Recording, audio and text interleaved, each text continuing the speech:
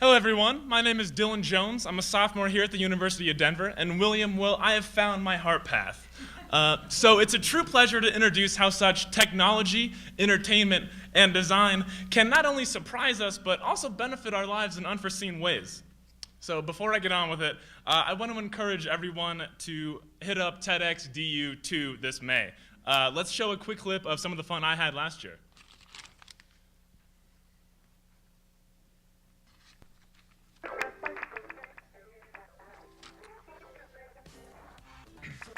So, you may not know it, but DU has its own motion capture facilities, just like, the cinema, the big guys.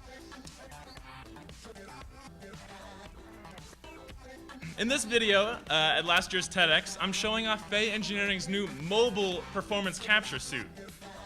Even some mocap with the Flowbots who managed to make it last year. It was definitely a fun time. So that video is a short illustration of some of the tools that my love and conveniently my academia focus both revolve around, and that is fun.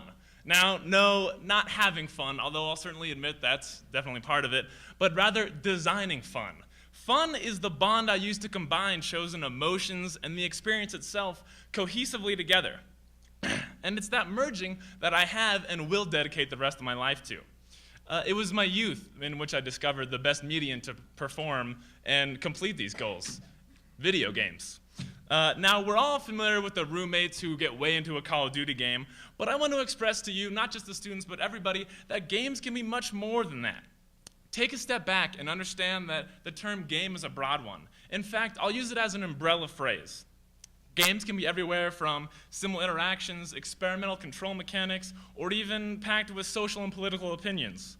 Just last month, DU helped host Global Game Jam 2011, an event solely dedicated to gathering gamers and players all over the world and creating teams and to all have the same goal. And that goal is just to create a game, a playable game, in only a mere 48 hours. And it was under that time crunch in which I created and conceptualized a game very similar to those other points I mentioned.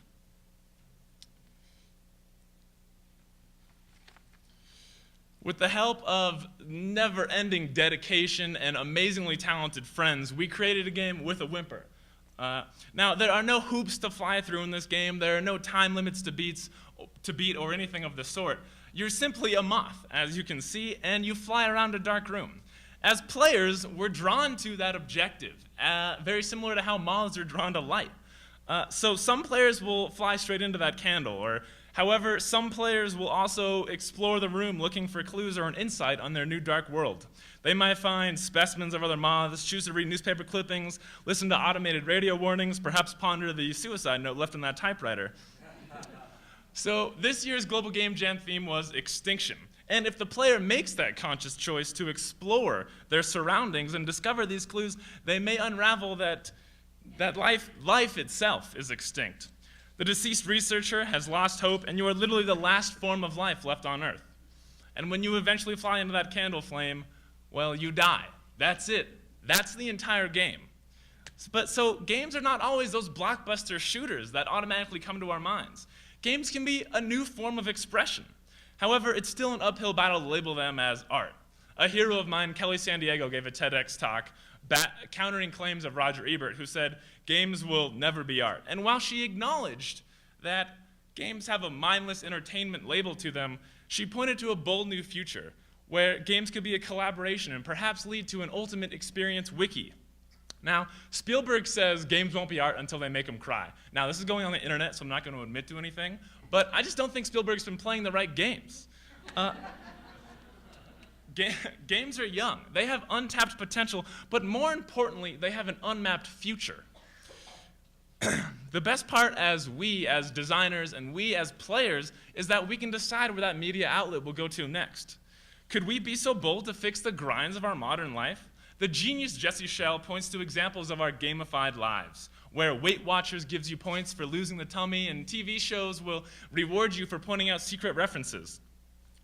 But these interactions, they're amateur devices. What if we deployed skills of game designers to our daily lives? What about as students? What if instead of grades, professors handed out experience points? What if we had a GPA leaderboard where we could compare our work ethic to our friends and colleagues?